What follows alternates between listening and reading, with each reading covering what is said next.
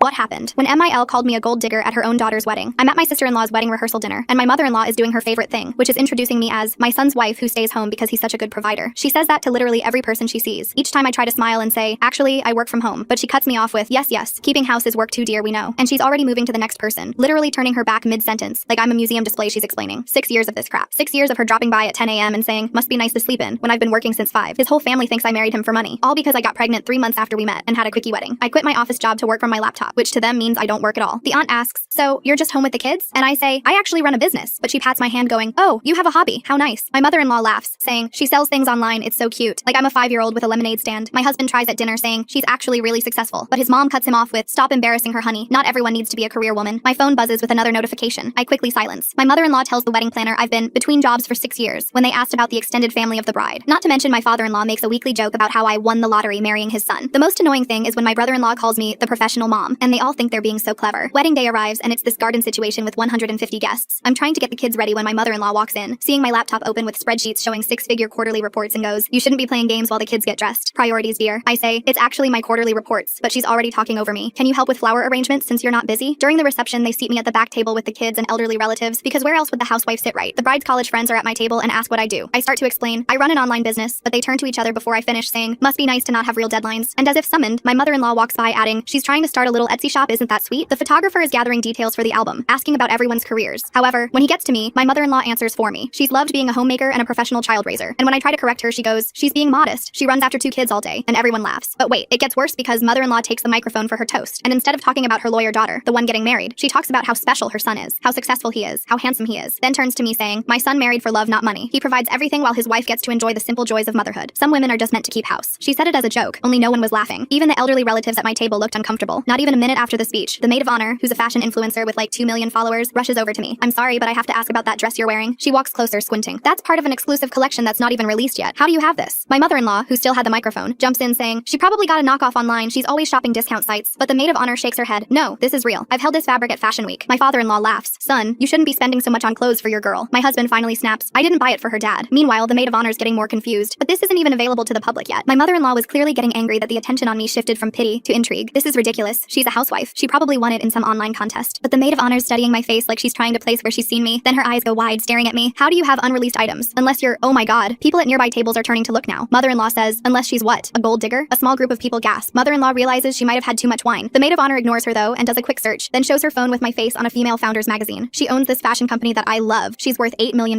My mother-in-law sits down hard while everyone starts Googling me.